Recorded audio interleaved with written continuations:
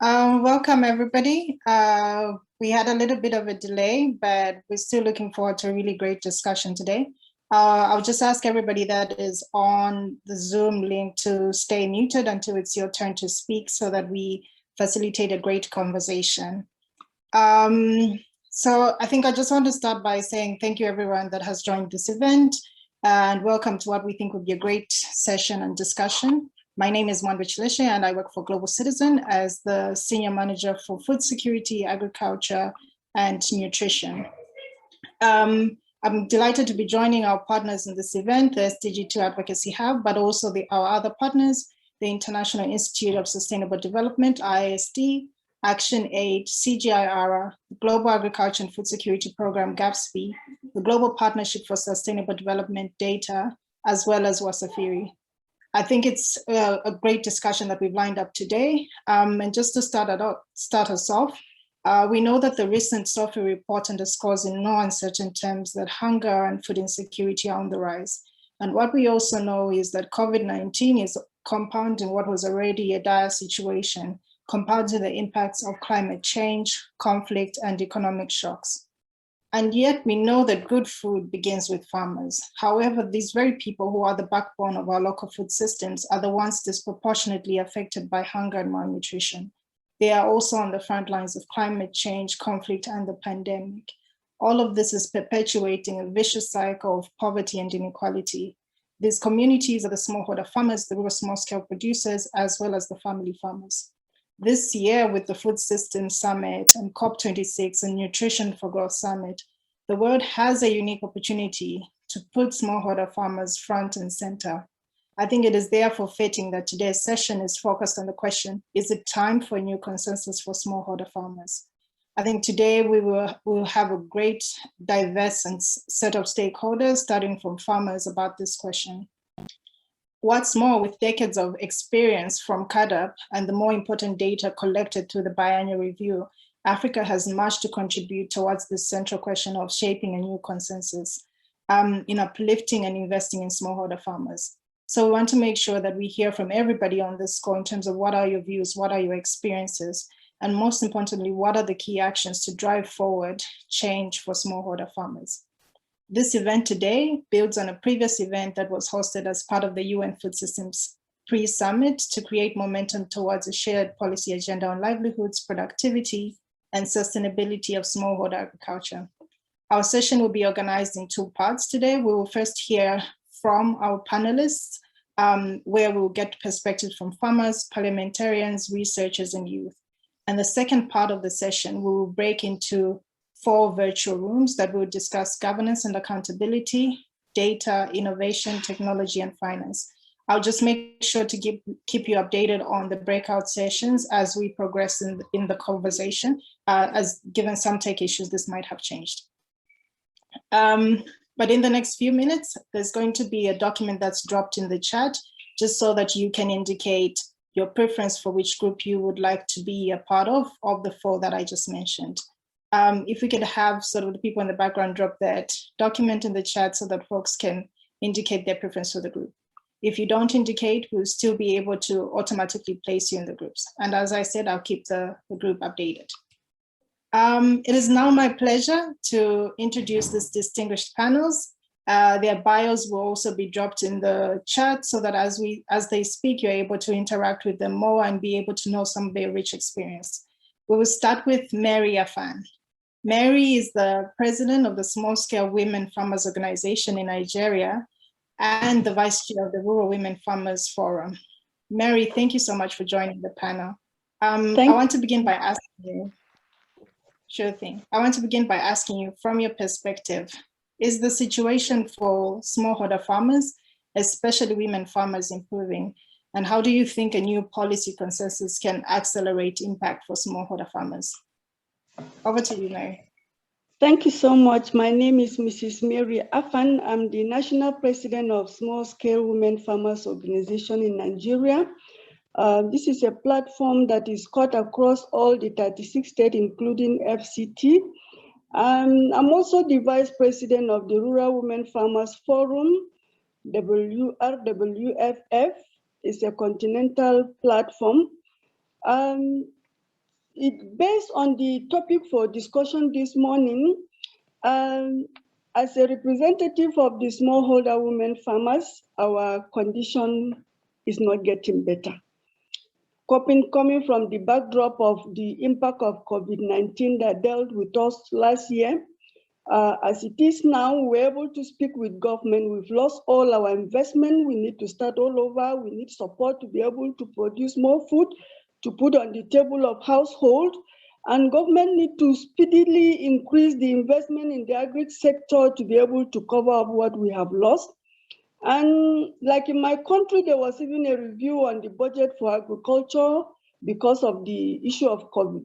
Budget for the general budget.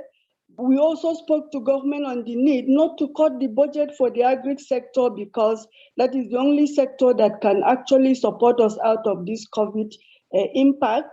And based on that, we were not able to, assess support from government. Just as government was sharing food to people to be able to feed during the lockdown, we expect to have access to input to be able to produce more food this year. As it is now, we are starting from zero level again to be able to go back to our farms and produce. And, coming again, the issue of insecurity, most of our women cannot go back to farm again because of the issue of insecurity. As it is now, we advised government last year that there's actually going to be a lot of food shortage this year because of, what we passed through during the COVID-19. When government are actually planning and formulating policies, we needed them to actually involve us as, the major beneficiaries of the policies they are planning. But sometimes, very unfortunate, they plan before we know it, it is gone. And most of this planning they do, it is something that cannot actually be either inaccessible or difficult to assess by us.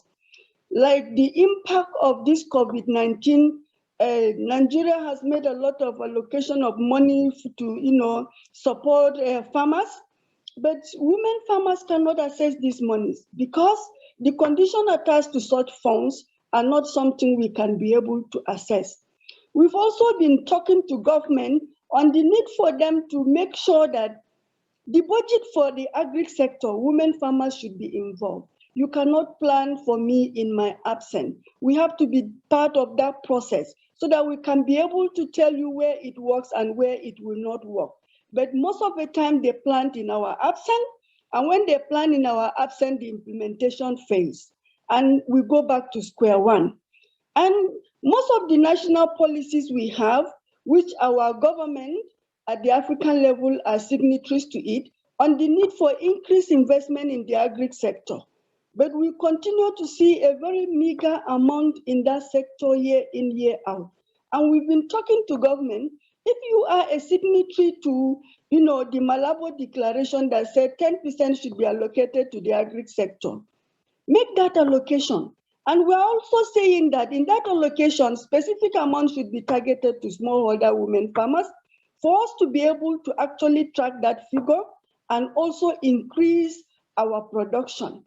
Sometimes government will make allocation of machineries and equipment which are not women friendly. And we've been talking to them, we need gender friendly machineries. We are also tired of bending down, we need new technologies. Technologies that women can operate. Technologies that can easily be fixed within the community. Technologies that women can actually operate without any difficulties. And before you know it, they will be bringing tractors, machineries that when it spoils, there will be no spare part. Like in Nigeria now, we have the gender policy in agri, which says 35% of all the input should be given to smallholder farmers. We want this policy domesticated right into our communities. We even advocate not only 35, why 35? Why not 50-50? So that we can have equal access and equal opportunity for us to be able to actively engage in the production of food we put in the table of every household. It surprises us that as smallholder farmers, we have to beg government for support to produce the food that citizens will eat. It's supposed to be the other way around. Government should be begging us, can you improve your production? Where do we come in to support you to increase your production so that our nation can actually have enough food? As it is now, even the smallholder farmers, we cannot feed our families. Whatever you take on the food of the table is not enough for us, talk less of selling it to other people. So government need to actually direct their attention to smallholder farmers, especially women, for us to be able to increase production by involving us in the policy formulation and the policy implementation so that we can actually own the process and also advise them. It is our own territory. We know how to do it better. They should forget about the issue of books. We know how it works better. We lack access to information. Climate change has actually dealt with us also seriously. We don't know when the rains are coming. We don't know when it is going. What varieties of food, crops, seeds are we to use? We don't know. Before the information comes, the season is all over. So we need to have access to such information. And the most important thing now is how do we have access to the report of the research that is being done and kept in the cupboards. The research should be translated down by the use of extension services, which we used to have them before. We don't see them any longer. You know, we used to do on-farm demonstration. Using the research output result, we demonstrate it on the farm and farmers see it and use it and increase their production. So these are the systems we want to see in place. And more especially, this extension agent, most of them should be women because we understand our issues better. And thank you, Mary. I'm very happy to be a speaker in this event. And I hope that the outcome of this event is actually going to help us and support us for us to be able to have access to even finance to increase our production. Thank you very much. Thank you very much, Mary. You raised very cardinal points. I think this idea that the people who are the recipients of these programs need to be at the center of policy is very important. Issues around extension services so that women have equal access. I think this discussion today, the sort of the picture you have painted is very important for us. But you also made references to the Malabar Declaration. And we know that we also have had a discussion around CAADP. So I want to turn now to Dr. Greenwell Machaya. He's a constituent member of CGIARO and a coordinator of the Regional Strategic Analysis and Knowledge Support Systems Program for the Southern Africa region. Dr. Machaya, I just want to find out from you, what is the CAADP Biennial Review and how can it be used to strengthen oversight and improve policymaking to accelerate progress for smallholder farmers? It will also be great to hear from your remarks if you could share what lessons can be learned from the CAADP process and what do they mean for building a new policy consensus? Over to you, Dr. Machaya. Well, thank you very much. Thanks for having me here. Yeah, so as some of you might already know, the Comprehensive Africa Agricultural Development Program is the overarching framework for agricultural development for the African continent. And in pursuit of that, in June 2014, the African heads of state met at Malabo in Guinea to kind of discuss how they wanted to continue to advance agricultural development in Africa. And there they did sign what is now called the Malabar Declaration. And in that declaration, they had several commitments. One of them was to recommit to the principles of the CAADP. And the second one was to enhance agricultural investment. There was also a commitment on ending hunger, reducing poverty, boosting intra-Africa trade, enhancing resilience, and more importantly, also to strengthen mutual accountability to results and actions. And under that seventh commitment of strengthening mutual accountability to results and actions within the agricultural sector, they also did agree that it would be useful for countries to be conducting what they called biannual reviews. So these are reviews of the agricultural sector conducted every 2 years in order to understand how countries were implementing the Malabar Declaration or the CAADP, which is the overarching framework for agricultural development in Africa. So really, when you talk about the biannual review, we're talking about a process that is in place to try and understand to what extent countries are implementing what they should be implementing in order to uplift a lot of people in their countries out of poverty. And the first biannual review process took place across the continent in around 2018. I think it's 2018 that the report was out, and many countries participated in that.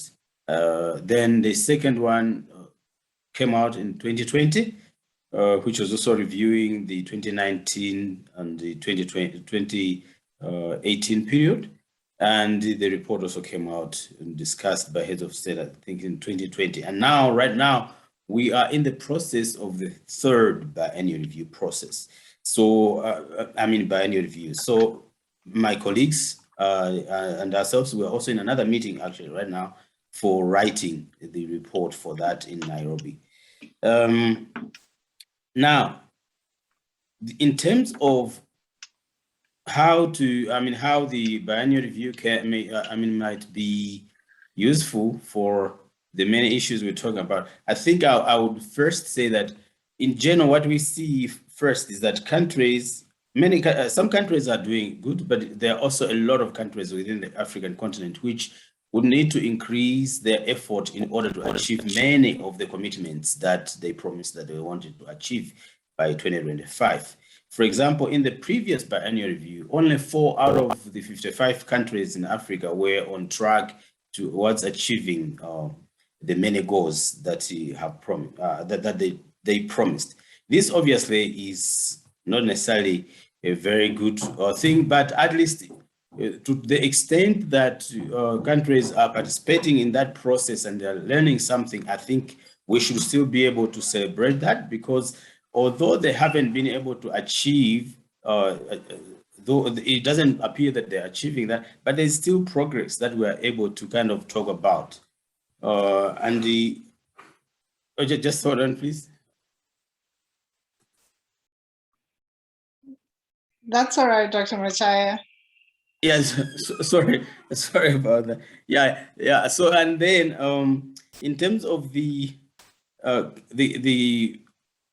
findings, or how we can use the biannual review process to better the lives of people, better policies. I think an example of this, I can just give you a snapshot of what we're seeing. So after the first round of the biannual reviews, the results came from there, showed issues of data challenges, issues of financing challenges, issues of capacity challenges, issues of lack of inclusivity in the process, which I think the first speaker also referred to. And other countries started thinking of acting. So for example, the Côte d'Ivoire, upon receiving the results there in 2018, they passed a rule there in 2018 that provided tax incentives to all those who wanted to be investing in the agricultural sector. So I think using the biannual review that way is transformational. And that's what is the intention of the African Union. And again, they also, in Côte d'Ivoire, the biannual reviews for that time resulted in projects that aimed at promoting farmers' access to credit services, as well as the creation of land agency to facilitate access to land by smallholder farmers. So already there's something there that is taking place out of the biannual review and impacting on smallholder farmers. In Malawi, the same things. They discovered that data issues were a challenge. Data issues were kind of pervasive. They were negating development. They started thinking, okay, what should we do? So they began creating data clusters in order to make sure that those clusters can now be used to facilitate further data gathering. And they also use the same information, like the same results of the biannual review, to start facilitating the enactment of bills on fertilizer, seeds, etc., extension services. And in Lesotho, the same. They recommitted further to increase spending in the agriculture sector. Initially, they were spending much less there. And in Niger, again, the biannual review results were kind of considered at length, and because of those, they adopted a decree in September 2018 that created a Nigerian agency for promoting promotion of private investments and strategic projects, and also the passed inclusive public-private partnership law in June 2018 to govern formations and operations of public-private partnerships. There was also other developments in many other countries, including Togo. So on the poll data front, and the biennial review appeared to motivate the ministry to introduce 7 new projects aimed at improving nutrition and promoted organic farming across the country. So what is happening here is that because of the biennial review reports, which are presented at the continental level, countries started looking at how can we improve, which areas are the weakest, and they start taking in actions there. That's I think what is what is encouraging. So going forward, we think that if we can start drumming up support, not just as the technicians, but also as political units, the African Union, the RECs, and civil society organizations, I think we would see a lot of countries taking advantage of the biennial review and using those as a springboard to decision-making that can become more transformation. Is there something else you wanted me to touch that I haven't? No, thank you very much. I think you raised really great points around the examples that have emerged as a result of the biennial review, and also interesting to see you show examples from Cote d'Ivoire all the way to Lesotho, and how improvements in one place can create improvements in another place. I think that this idea is essentially what we're having this discussion for today. How can this process that we've already undertaken as a continent be able to frame a new consensus for smallholder farmers? So thank you very much for that response. We also have the delight today of being joined by Honorable Jasso. Honorable Godfrey Jasso is a member of parliament from the WA East constituency of the upper region of Ghana, and he also serves on the Committee on Food, Agriculture and Cocoa Affairs. Honorable, it's really great to see you here today. I just wanted to hear from you, from Ghana's experience, what have been some of the factors for success, but also what are parliamentarians and other stakeholders doing to sustain progress? And what challenges do you see ahead in terms of, and what lessons can Ghana offer other countries? Good morning from Ghana, everyone. I'm happy to be joining you in this very important conference. And thank you again for the question. I am a member of the Parliament of Ghana, and I'm one of the 275 members of Parliament representing the people of Ghana. I happen to be working for this Agriculture and Cocoa Affairs Subcommittee. We are a membership of 21, and we have a clear responsibility to, on behalf of the people, hold government accountable and also suggest alternatives for implementation of government policies in order to benefit the people more and better. And so in terms of Ghana's experience with the sector, I do know that we have been up in arms with government literally to ensure that the commitments that the government of Ghana has made, especially with the Malabar Declaration and its budgetary allocations, are upheld.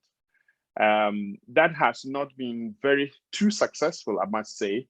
However, we've been making a lot of good progress. So up to date, we've not been able to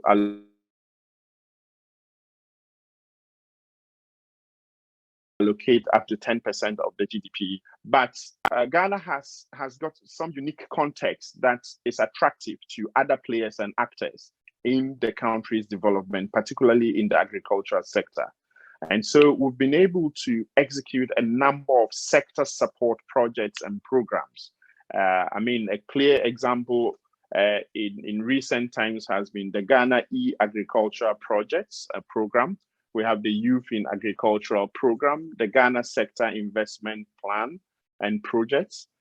We have the Accelerated Modernization of Agriculture and so on. So my point is, we have several of these interventions that come in and do not pass through the mainstream budget line and percentage calculations, but are investments in the sector that is throwing out some results and outputs. And so to that extent, we have been able to achieve a lot of production increases in agriculture. The question has been, to what extent do we get value addition along the chain from production? That has things that I will suggest in contributing to a new policy consensus from now. But the fact that we've been able to pool to attract a lot more investment outside the mainstream government budget to the sector is one clear experience that we think that is a success story. And I hope that other countries can learn to see what we do to attract other investment outside the mainstream budget line. However, we in Parliament, as I said, are very concerned about government's budgetary allocations to the sector. For example, we've insisted that the current just a little about 6% of GDP that is allocated to the sector is inadequate to drive the kind of outcome and results that we need in the sector. It's non-negotiable because you have over half of the population of this country engaged in agriculture, and largely smallholder agriculture. And so the kind of budget investments that go there is of huge concern to us. Now, we've not been able to meet the 10% threshold yet. But in Parliament, we are not just concerned about the quantum of percentage. We're also interested in the quality of the expenditure that is allocated to the sector. And so we have gone on to scrutinize program upon program, activity upon activity that the Ghana's Ministry of Agriculture is implementing on the ground. And so if we go to specifics, if you need that, I have some questions to raise. But not just that, we're also interested in the quality of spending and the timing of these spendings. You know, what tends to happen is that we depend on the rain. And these days, because of climate change, we're unable to predict when specific farm activities can take place. And to that extent, it makes the farming enterprise and production system unpredictable and difficult to plan appropriately. Now, that said, if inputs that smallholder farmers will normally wait for from the government architecture are unable to be delivered at the right time, then inputs come late and therefore they are not able to contribute to the production outcomes of smallholder farmers. I think this is still a major challenge that we are facing in the sector. We're also interested in not just the quantum of money that is allocated to the sector, but when do you release the money to the sector to be able to implement projects? That we have not been doing so well. And I'm looking forward to a new policy consensus conscious about this delay in releases of budgets that are supposed to be executed, that are supposed to be used in executing critically time-bound activities in the sector. That we have been missing for long. The other thing is, how do you even delineate these expenditures of budgets that are released? Is it in sensible investments that are aimed at growing the sector, or they are spent on recurrent activities that are consumed within the same year of the budget allocations? Now, these are some of the critical sectors that we in Parliament are very concerned about, because we want to see growth in the sector. We don't just want to see growth in the sector, we want to see sustained growth in the sector that can give real changes to the beneficiary farmers. And so it's not been a too rosy a situation, but we for example still have challenges in the investment profile in the sector so far. For example, what kind of supportive infrastructure is a budget line addressing that will support smallholder farmers? So support the logistics of production. How are farmlands prepared? What is used to prepare them? Do we still go through the drudgery of hoe and cutlass? What is the role of machinery? How are farmers aggregated or formed into groups to be able to benefit from machinery support from government, for example? So we are interested in those investments. We're interested in what farm tracks or roads lead to farm production centers and even the marketing centers. So to what extent is the budget for roads in this sector, for example, captured under the food production or Ministry of Food and Agricultural budget? So these are the kind of issues we are interested in. We are particularly also interested in farmer knowledge. What kind of knowledge do farmers have? Or how conscious are they of the agronomy of production, for example, of specific crops? What determines their choice of crops? Is it market-based production or food consumption-based production? You know, if it's market-based choice of crops and commodities, what are the systems in place to support them to do the production? Once they produce, what are the logistics of carting this produce to those specific market centers in forms that the market requires? So that knowledge enterprise, that capacity building, along knowledge of choice of crops, supporting environment for it, and where to finally dispose of these products, is a concern that we have been concerned with in Parliament, and holding the government of Ghana very accountable and getting them to be conscious of this reality in the production chain. Thank you very much, Honorable. I don't know what time I'm allowed. Yes. Yeah, and thank you very much for your insights. What the common thread that I am getting from the conversation is inclusion, accountability, and investment. But a key point you raise around investment, it's not just investment, but what is the quality of investment? So thank you very much for that. Precisely. I want to actually turn to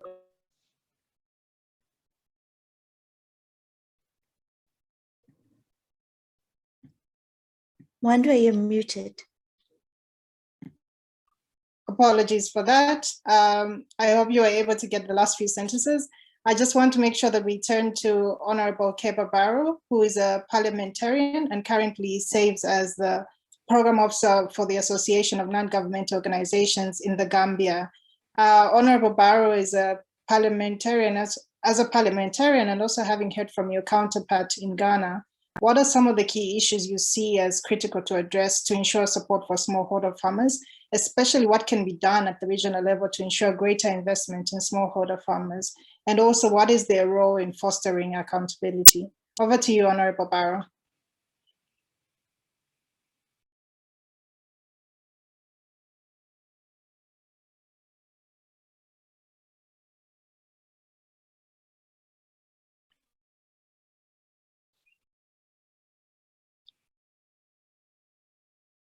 I'm not sure if we have the Honorable still on the line. I can see him, but if you are speaking, you are on mute.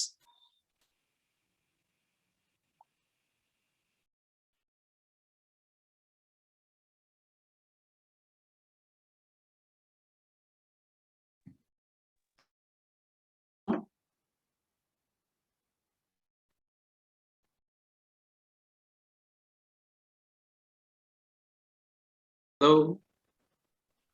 Greetings, Honorable. Were you able to hear my question, or would you like for me to repeat that question for you?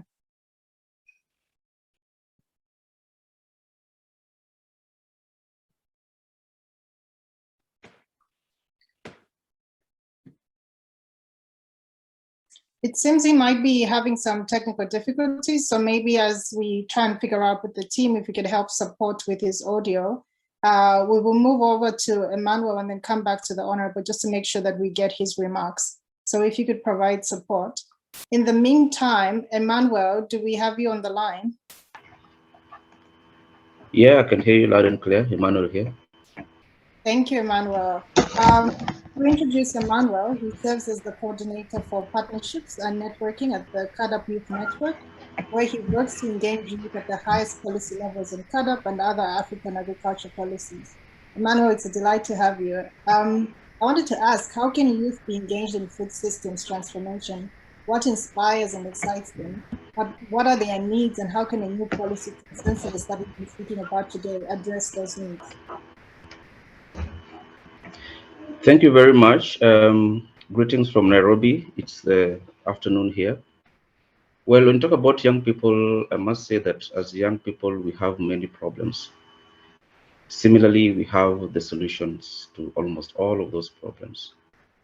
And the reason why I'm saying this is because in the past, the youth have been seen as troublemakers.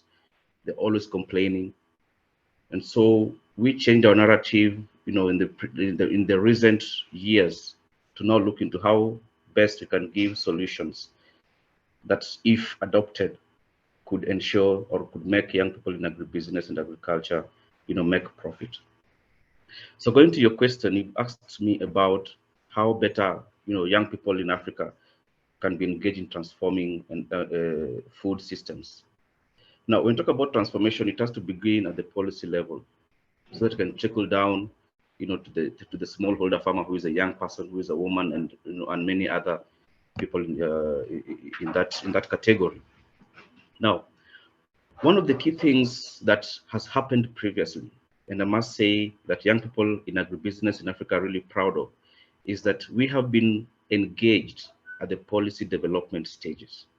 In as much as it's not been really well articulated or well organized, but there is some evidence of young people in Africa being engaged in the policy development. Now, what is lacking is engagement at the implementation stage, because we cannot be involved in developing policies and then we are not involved in implementing or executing these very policies. Considering that we are involved in developing them, we know best how we can make sure that they get executed and implemented. I hope you can still hear me very loud and clear. Now, after the implementation process, something that has also not been done, that we also want to be done, is the issue on accounting for these policies. Are we able to be part of the monitoring and evaluation of this entire process? As young people in agribusiness or youth-led organizations in agriculture and agribusiness, we want to be part and say that, well, we developed, we were there, we executed, implemented, yes, and we monitored and evaluated, and we can say that this worked, this didn't work, and how can we tweak it to get to a better level. Now, there are some discussions we've had previously, still linked to the UNFSS dialogue that is going on, that were going on previously. And one of the things we realized that can enable young people to manage these three things, be part of decision making, that is on implementation and execution, is to control the process, and account, being the M&E process. We felt that we are not well organized. And I must say this because if you look at many engagements going on right now, many organizations feel it's just as simple as having a young person present. But is it well coordinated? Is it well organized in a way that the feedback that comes out of such discussions really trickle down to the rest of youth-led organizations in Africa? So we felt, and we agreed in a position paper that was submitted to the UNFSS, that youth-led agribusiness organizations have decided to form a unifying youth in agribusiness network. And this youth and agribusiness network will now be like a center, a repository, where youth issues, are communicated via.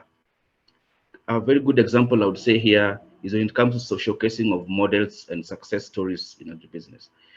Africa is big, is huge, and development partners and other partners might not really know where to plug in their resources if they don't have this information.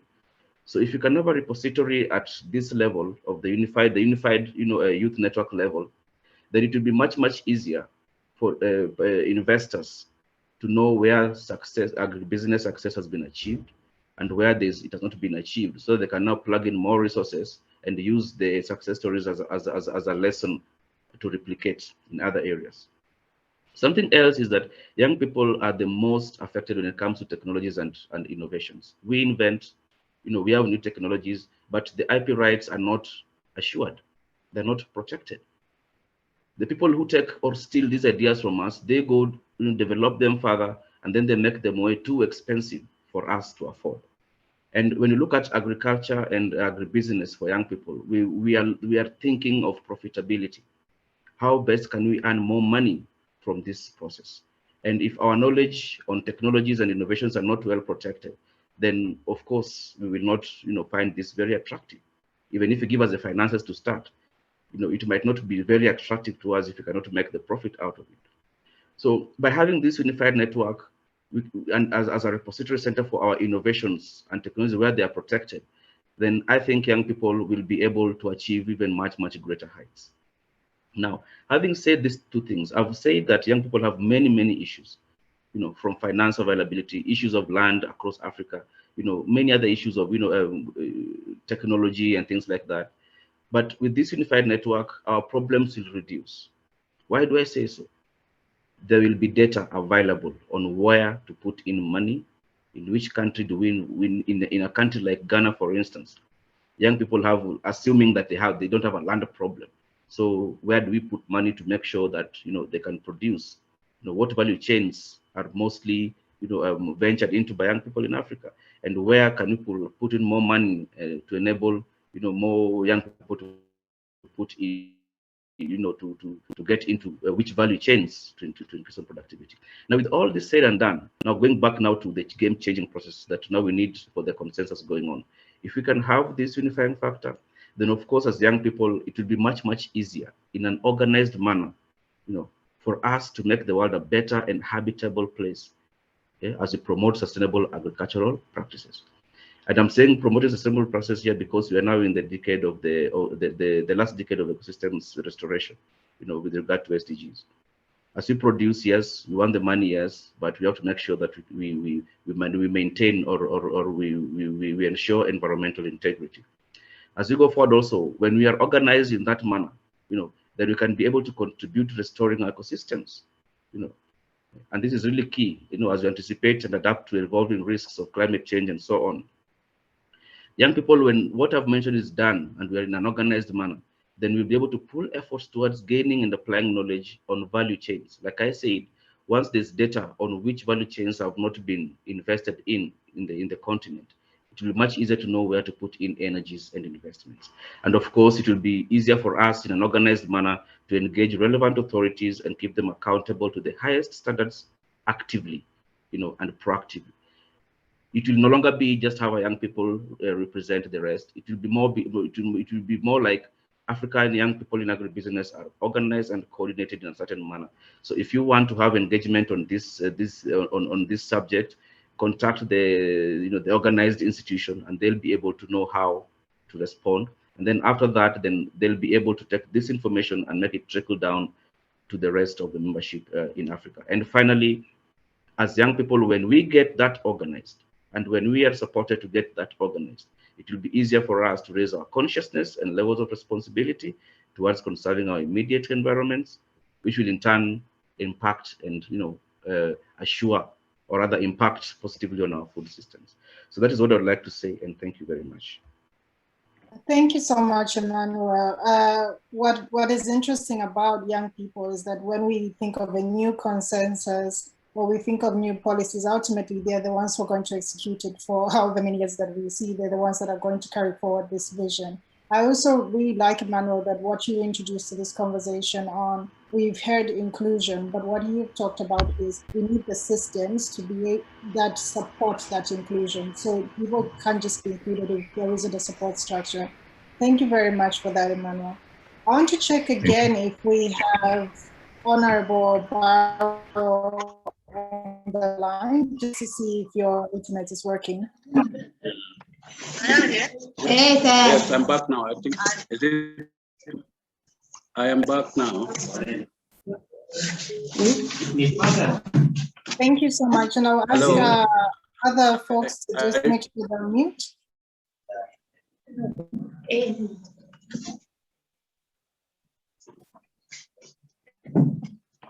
Thank you, Honorable. I'll just make sure that I say your question again so that you're able to. Are you getting me now? Yes, I can hear you very clearly. I just wanted you to be able to provide us, in addition to what we heard from your counterpart in Ghana, okay, thank you. What are some of the key issues you see as critical to address to ensure there's support for smallholder farmers, and what can be done at a regional level to ensure greater investment? And also, what is their role in fostering accountability? I can hear you clearly now, and so just over to you to be able to provide your remarks to that question. Thank you. Thank you so much. And I also want to thank you for the opportunity to speak on the issues of smallholder farmers, which I am very much passionate about. And as I said earlier, we have been involved in agricultural programs in the country. To begin with, I just want to highlight some of the key areas that are needed to support small farmer holders. And I will limit myself that we have to do. One, government, most of the governments, especially within the Malabar countries that have agreed on this agreement, are not meeting the Honorable, I just have to say that the connection is breaking again. Are you able maybe to turn off your video? Maybe that might help so that we can get your remarks clearly. And then for the implementation of the programs, there had been a structural in most in the country. So that is of the production and getting.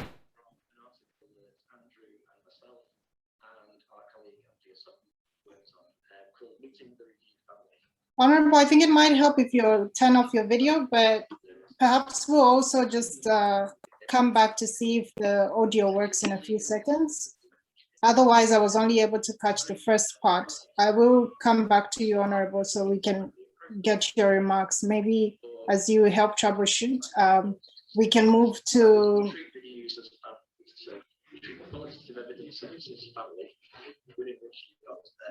Several of the different approaches that I've described today. There's advice on searching those, and that comes not just. Okay, I think what we would do is move to Mr. Wilfred Oluwak, who works with the Ministry of Agriculture in Kenya. As the Honorable figures out his audio, we'll make sure that we go back to him. Wilfred, data has come up continually in today's discussion. So I wanted to ask, without investment in data, how do we know that we are making sufficient progress? But also, why is data so important for smallholder farmers? Over to you, Wilfred. Thank you, Mondre. If you could just confirm if you can hear me, or I need to turn off my video as well. I can hear you. Thank you very much. So thank you for the opportunity to speak here. And I want to acknowledge the presence of the distinguished members of parliament who have given some very good points here. To answer your question, I did ask a few of my colleagues what they thought about this question, and the basic answer was no, that we cannot, gauge whether we are making sufficient progress if we do not have data. In fact, people say data is the currency of measurement, and others say data is the new oil in this age. And one of the American statisticians, Edward Deming, once said, without data, you're just another person with an opinion. And so data is really key in helping us to be able to measure whether we are going forward or not. Specifically, if I look at the question itself, at the moment, without sufficient data, as has been mentioned by several of the speakers, Dr. Machaya did mention that data issues came up. Honorable just also alluded to the need to measure the quality of those investments. And Emmanuel also talked about the need that data is required for effective monitoring and evaluation. So without data, what we actually end up doing is we resort to rough approximations, which are really just based on assumptions. And this is a hit or miss in many circumstances. So data is key, and many people say if you can't measure it, you can't improve it. So data is going to be really strategic as an asset in making sure that we know whether we're making progress or not. So when you have baselines for data, then you actually can define what progress is. Because first of all, you know where you're starting from and what the objective ought to be. So then you can measure your progress along that continuum and see where you need to put your best foot forward. So if we don't invest in the right kind of data to be available at the right time and in the right format, then we cannot really effectively say that we are making sufficient progress or not, because then all of those things are just guesswork at best based on assumptions. So then the question of what is progress and what is sufficient and what is insufficient comes up. And this is why I was saying earlier on that we do need to make sure that we have baselines defined for what constitutes the starting point in terms of data, what constitutes getting there, and all along that way, how do we measure that? Of course, as we continue on this discussion, lots of challenges have been brought up. I take particular note of the challenges that have come up with regard to the biennial review. These issues of lack of data for reporting purposes has come up. Dr. Machaya did mention cases in Malawi, Lesotho, Niger, Togo, Cote d'Ivoire. The same is here in Kenya, where we've more often than not faced gaps in data whenever we want to report. So this seems to be a problem across many African countries, and we do need to invest properly in data collection. Even as we talk about the budgetary allocations, and the Honorable Jesot talk about 6%, for example, I often wonder that 6%, and in other countries are the same, how much of that actually goes into data? In many circumstances that we've seen, that 6% would go into inputs, fertilizers, machinery. But how much of that do we actually allocate to collecting data? Because data is often an afterthought that we bring to the table. When we've done everything else, we wonder about data and the report. In fact, we tend to focus more on the report and then throw away the data. In my experience, that's what's been happening across the board. So we do need to make sure that we invest in data. Otherwise, we cannot sufficiently address or know whether we are making progress or not. One way you'd asked me another question in the brief about why data is so important for smallholder farmers. I know we're short of time, so if I can go ahead and just address that one as well. So one of the key things about data is, if you look at the statistics, FAO says that about a third of the world's producers, a third of the world's food is produced by smallholder farmers. The World Bank goes ahead and says 75% of the total agricultural output in many regions of the world comes from small-scale farmers. So these small-scale farmers that have been referred to by various speakers before me, including very well by Mary Afan, who talked about her plight as a smallholder and the plight of women specifically. Without data, we cannot solve those problems. So for example, we do want to know who are these farmers, as Madam Afan was saying. Who are they? What are their demographics? How many are men? How many are women? What are their ages? What size of farms do they have? Do they have access to capital or not? So the specifics of their problems, and those problem specifics can only come from data. So we do need to make sure we are collecting the right kind of data. In Kenya, for example, one of the initiatives that's currently ongoing at the ministry is a registration of all the farmers across the country.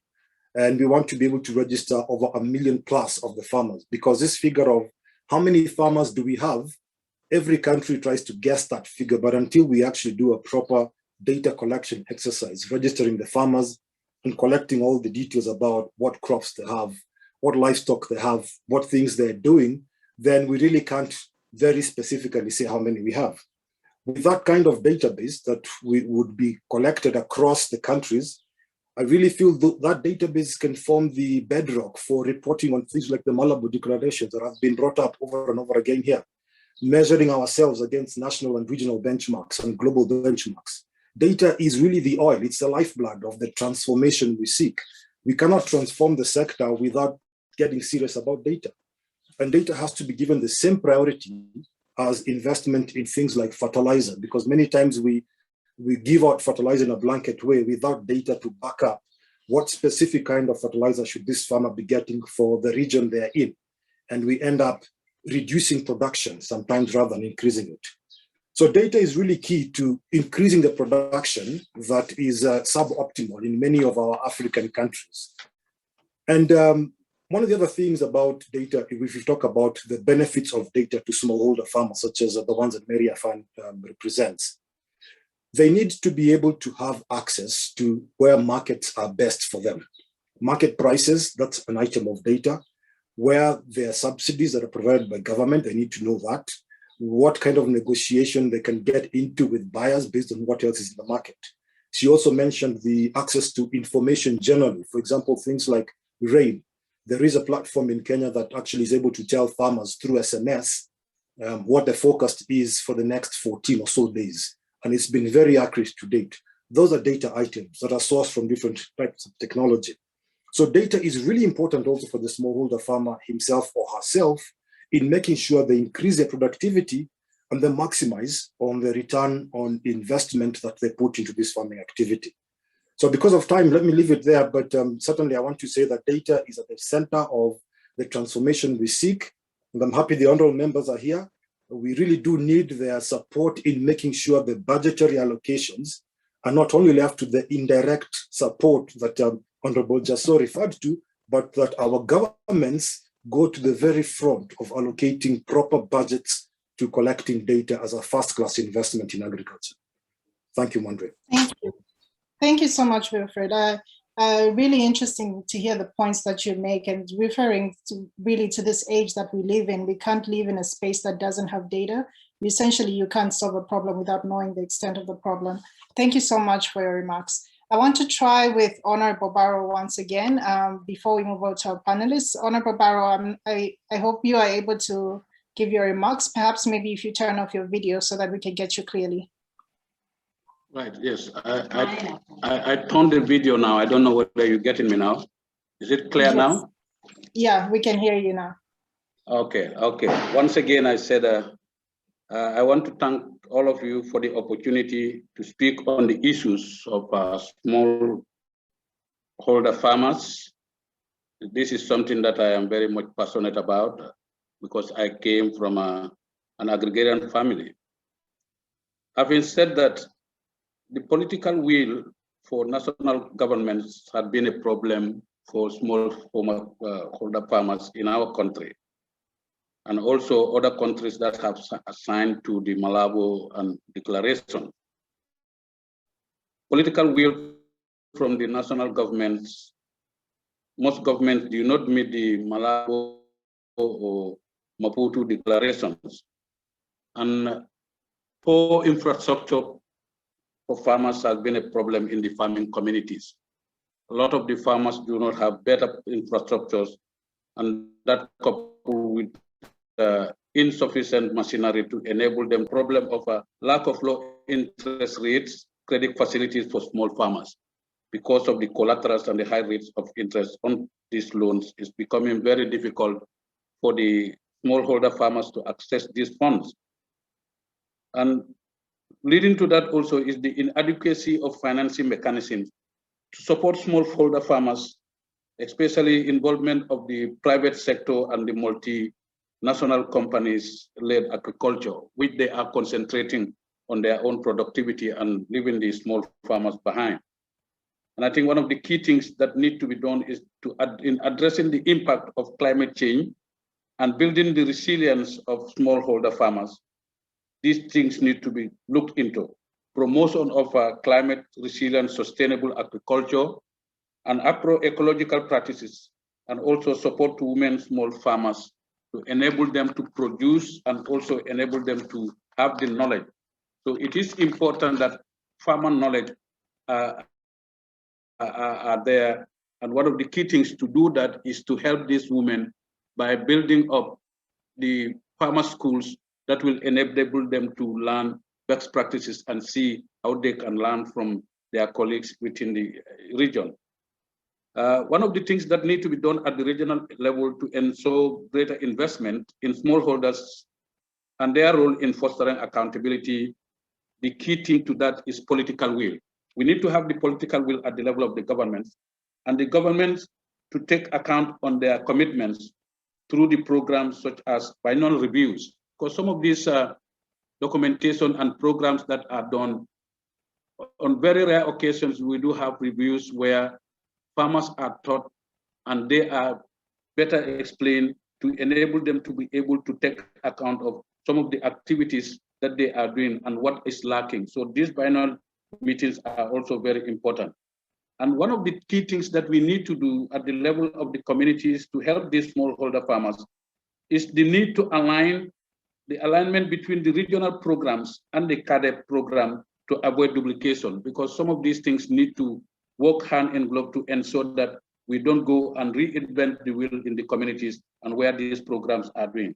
And the other aspect that also need to be looked at is to ensure that regional parliaments have legislative power so that they can take on member states for failing to meet such commitments, as CADEP ECOWAS Parliament has a legislative power. Because some of these things are very key and they need to be looked into. So that empowering of the National Assembly, the parliamentarians, is very key. And ensuring that National Assembly have an oversight function to monitor compliance and implementation of the program. So this oversight factor of the National Assembly members or parliamentarians is very key, because they legislate, they oversight, and they also represent. But the oversight on the policies and implementation of broad programs that are being designed at the level of the ministries need to be followed up in a more participatory manner so that they can be talking with the beneficiaries themselves and hearing from them what their needs are. And then we need to continue to involve the parliaments to continue on the basis to do regular capacity building. Capacity building is very key because it's helped them to learn best practices. And in doing that capacity building also, it should not only be limited to national capacity buildings. We need to be able to build the capacity of these farmers by involving them in other study tours in other countries, so that they can be able to learn about best practices, and that can be used to enable them to limit their limitations and work on policy documents, just as GADEP members are regularly changed, because that needs to be there, and the institutional memory has to be there with the farming community. And I think at the level of the parliamentarians, one key thing that they need to do is to ensure that these activities are done by the members and also the staff and also the beneficiaries at the ward level, at the constituency level, and also at the regional level, and also nationally, so that all these things put together will be put at the table, and they have to be participating in these things. They need to be involved in these activities. And I think those are some of the key highlights that I have concerning about how can we do to ensure that the small farmers are supported, to ensure that they get the best out of the programs that they are doing. Thank you so much for having me.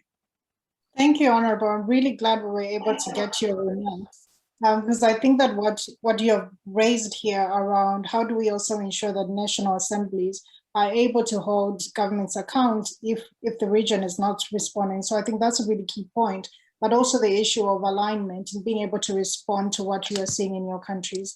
Thank you very much, Honorable. I want to turn to our last panelist for the day. Her name is Francine Pickett, and she's the Senior Policy Advisor and Lead for Partnerships with Economic Law and Policy Programs Agriculture team at the International Institute for Sustainable Development, IISD, working closely on the Ceres 2030 report, which provides a roadmap to double the livelihoods and productivity of smallholder farmers and end hunger.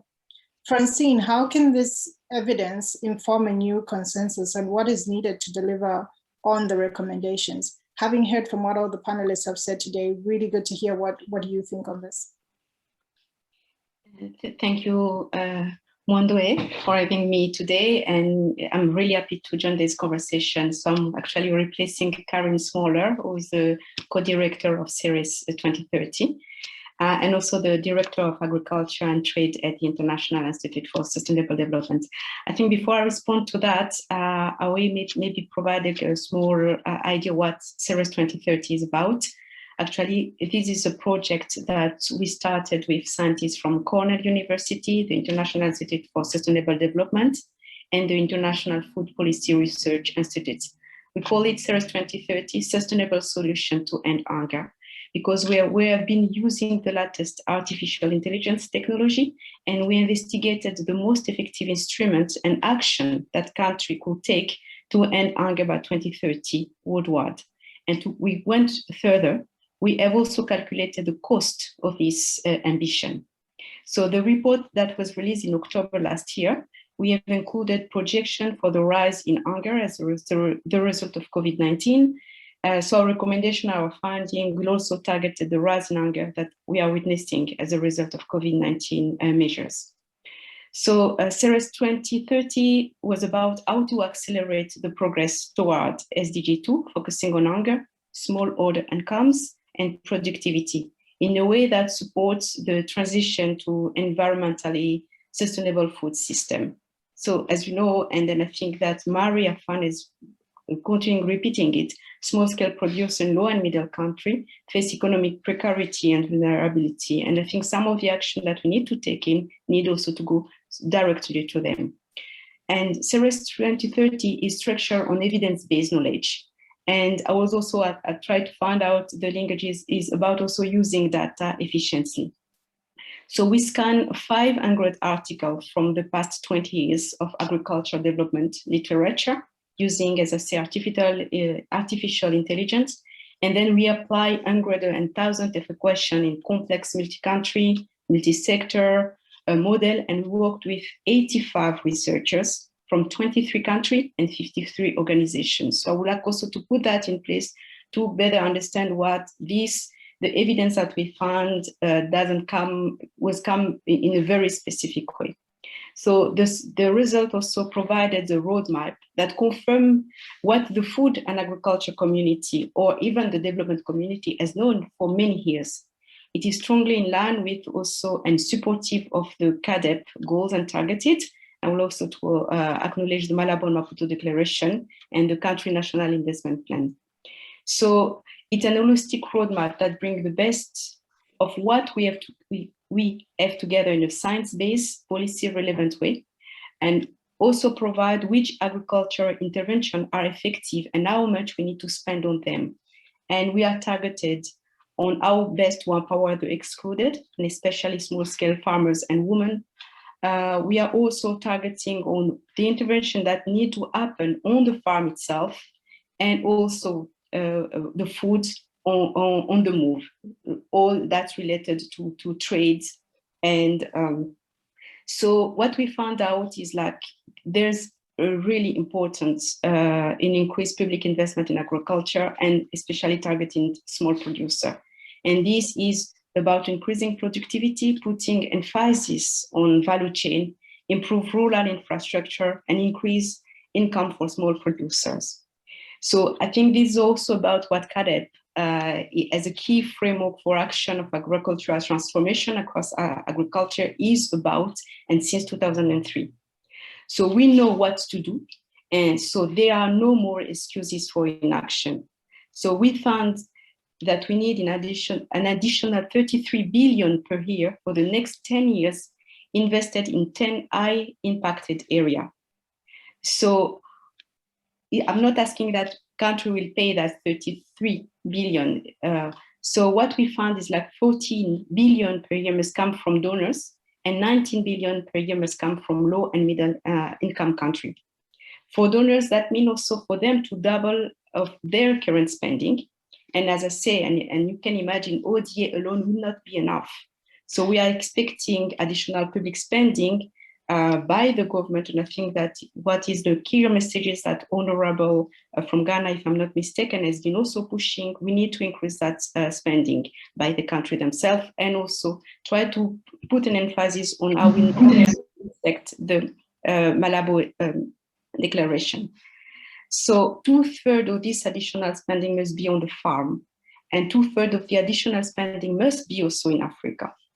As we know, and we hope that it can be a unifying force for the continent and globally. And we think that the CERES 2030 could be a wonderful tool for country to work with. And we're expecting working with the African Union, the African Development Bank, UNECA, FAO, IFAD, FARA, and most importantly, small-scale farmer organization. As I do understand for this conversation, there's a really important message is to see that the actors that need to beneficiate for this intervention need to be sorry for my English, they need to be inclusive and also to respond to that kind of intervention that we are thinking. And I think the accountability that Member of Parliament has raised is really important. And if we do this, and if we can make this model efforts, we can remove 500 million people from hunger, double the income of 45 million small-scale producers on average, and maintain agricultural greenhouse emission to the target set in the Paris Climate Agreement. Thank you, Mwande. Thank you very much, Francine, and thank you for the remarks. I want to just thank everybody that spoke today and all the panelists that that came through today. I think the conversation that we had is a really, truly interesting one, hearing the different perspectives from the people that are working on data to the people that are working on working with young people and who are the youth, all the way to parliamentarians. I know we had indicated 4 thematic areas at the top of the call that we really wanted to explore for the discussion. Unfortunately, because of some of the technical difficulties that we had, we're not able to get out to the breakout sessions, but I do want to see if we have 5 minutes where each of the people who are supposed to facilitate the sessions can just give us a key question in terms of what is the question on the thematic area, just so that as people leave this session, they're able to think about those questions and be able to have a conversation on what is the consensus moving forward. So maybe just to hand over to Constance Okeke, or to give us the key question on governance and accountability, and then we'll move it over to Buba, and then we'll be back to Francine, and we'll end it off with Karen, after which we will close the session. So if you could just have the key question that you think is important for this group to keep thinking about beyond this session. Over to you, Constance. All right. Thanks, Mandiwe, and then panelists for such exciting discussions.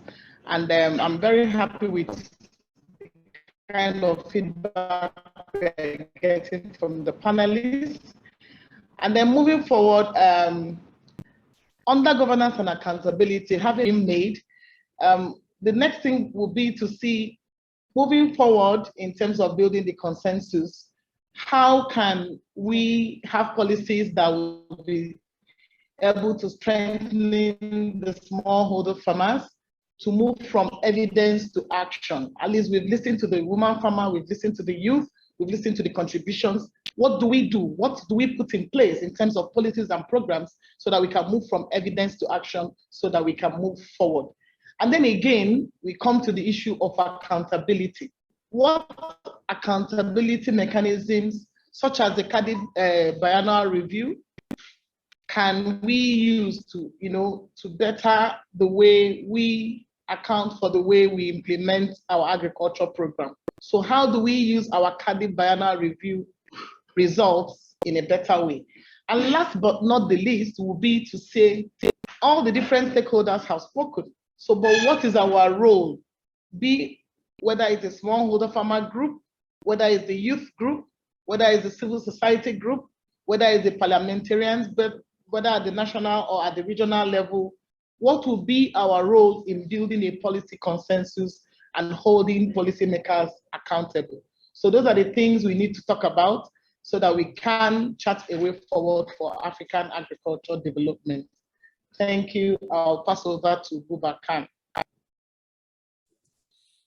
Thank you, Constance, and thank you everybody for your participation. This has been an exciting moment, and I'm happy that all the panelists were able to share their views.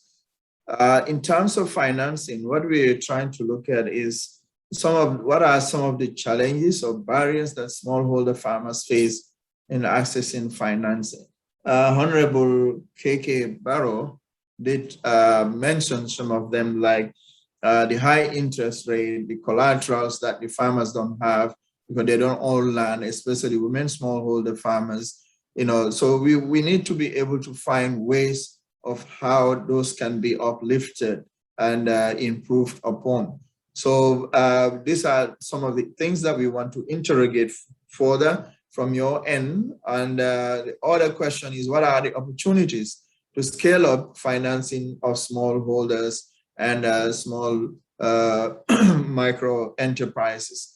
So again, this will be based on various factors, because there is government, public financing, there is private financing, and a lot of other microfinances that can be able to get the smallholder farmers on a stronger pedestal to higher heights. And what needs to be done to increase financing for smallholder agriculture, especially, as I've mentioned, the challenges, obviously lowering the interest rates, and ensuring that we have an agricultural financing bank for smallholder farmers. I think that will go a long way, but I'm sure there are other suggestions that people can give. What is holding back government for increasing the budget? I think Honorable also highlighted some of those. in the area of lack of political will, and also the lack of understanding, because oftentimes we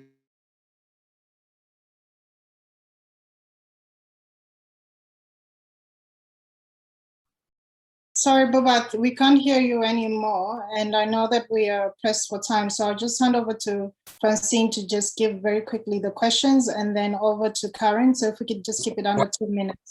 Struggle to do that.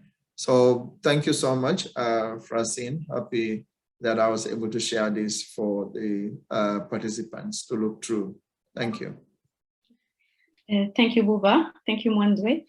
So the session on innovation and technology, we are looking at 3 questions. The first one is what innovation technology can best support smallholder farmers? So we know that they are already certain that they're existing, and so it's also a question of trying to find out what are the best one.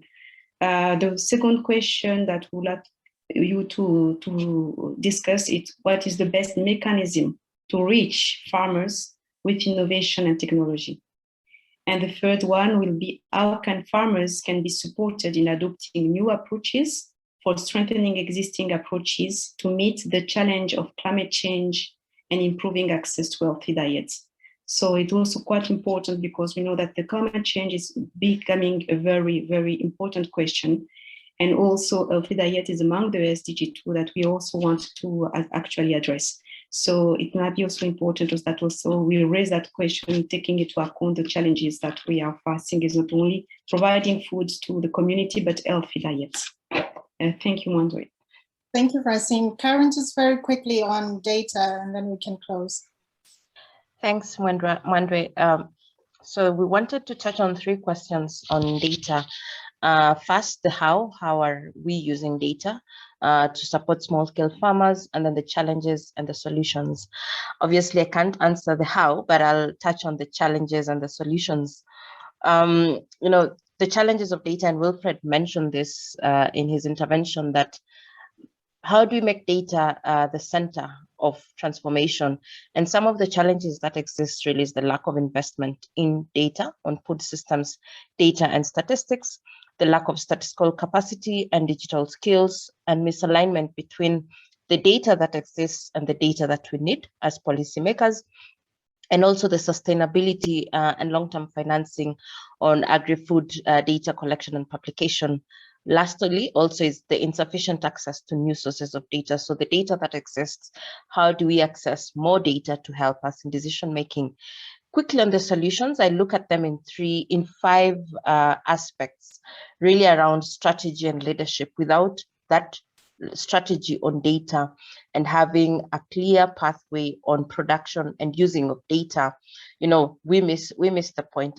The same way as having leadership and institutions that champion data collection and use at the country level in terms of government and also outside government, and having that lead organization really championing this. There's always obviously the value of platforms of data where you can access data in a faster way, in a synthesized way, but we also need networks or platforms of people. So working collaboratively around data with different stakeholders and bringing in really that human dimension of collaboration. Third is really understanding the needs of users, and users here I mean government decision makers, and allowing mechanisms for feedback so that the data that the farmer gives, that the community member gives, is used and they know it has been used, and there's a mechanism for giving back that information. Last 2 is really on strengthening statistical capacity and digital skills, whether with the National Statistical Office or with the Ministry of Agriculture. How do they have the ability to carry out the surveys, the censuses on agriculture that set the foundation really of other digital or other digitization initiatives and use of technology. Lastly, digitization of data collection and links to statistical capacity. We're moving far and far away from paper-based data collection to computer-assisted methods of collecting information. So really, it's about embracing digital technology and having the infrastructure to transform agriculture using digitization. Thanks, and back to you, Chair. Thank you so much, Karen. And we are at time. So I just want to make sure that I thank everybody. Please feel free to reach out to the organizers of the SDG2 Advocacy Hub, as well as ISD, to provide us your questions, but also the feedback on today's session. I think it is clear that there is an emerging need to align our voices and policies in favor of smallholder farmers. And in the coming months, we hope to use the information that we've gathered here today to continue to build towards this consensus, which coordinates action to invest in smallholder farmers. Once again, I just want to thank the partners, the SDG2 Advocacy Hub, IASD, ActionAid, CGIARA, GAFSP, as well as the Global Partnership for Sustainable Development.